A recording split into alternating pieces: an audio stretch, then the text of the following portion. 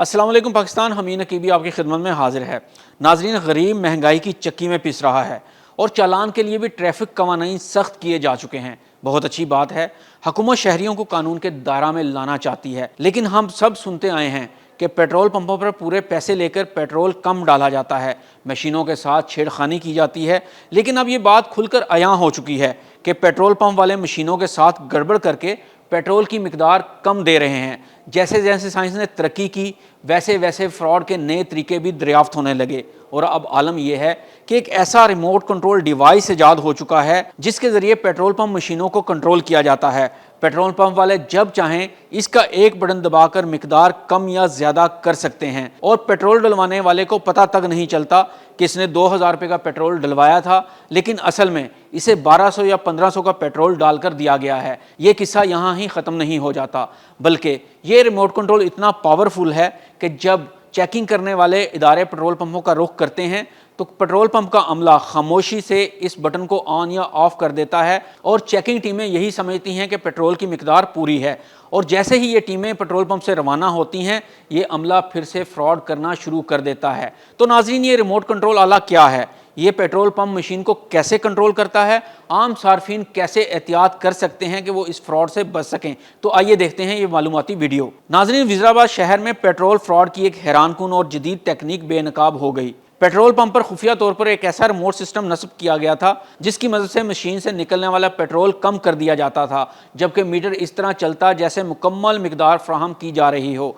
ज़राए के मुताबिक और बज़ाहिर किसी को भी इस रिमोट की मौजूदगी का अंदाज़ा नहीं हो सकता।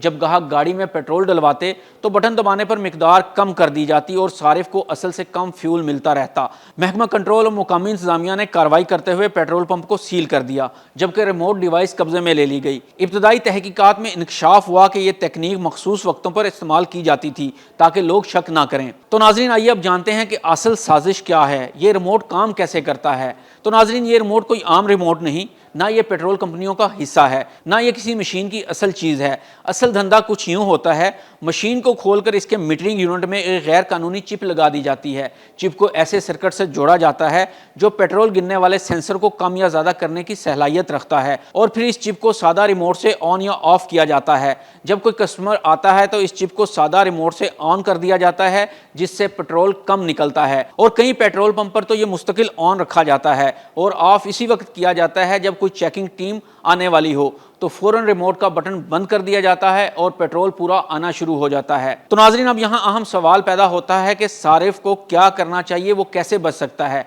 हर सारिफ को अपनी गाड़ी या मोटरसाइकिल की एवरेज का अच्छे से अंदाज़ा होता है, और ये भी हकीकत है कि सारिफ हमेशा एक ही पेट्रोल पंप से पेट्रोल डलवाता है, और जब भी वो पेट्रोल डलवाता है तो वो एक ख़ास अमाउंट का ही पेट्रोल डलवाता है। जैसा कि हम में से बहुत से 500, 1000 या 2000 का पेट्रोल डलवाते हैं। तो यहाँ अब आपको करना क्या है, अगर आपको थोड़ा सा भी शक गुजरे कि आपका पेट्रोल इस बार जल्दी ख़त्म हो गया या फासला कम तय हुआ, तो फौरी तौर पर चौंक जाएं और फिर अगली बार आप इसी अमाउंट का पेट्रोल किसी दूसरे और तीसरे पेट्रोल पंप से डलवा कर अपनी गाड़ी या बाइक की एवरेज चेक करें।